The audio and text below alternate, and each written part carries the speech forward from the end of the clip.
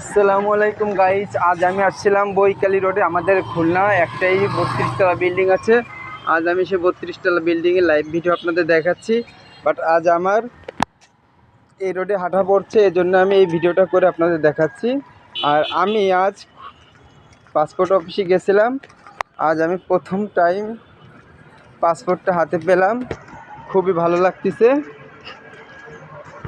খুবই।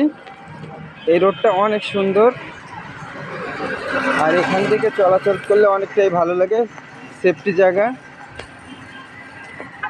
এখানে দুই সাইডেই দেখেন কলা বাগান আছে, এই পাশে গ্যারেজ আছে, স্কুলের ছাত্রছাত্রীরা আসা যাওয়া করছে।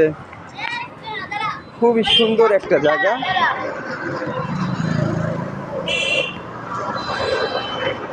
এই পাশে খাদ্য অধিদপ্তর আছে।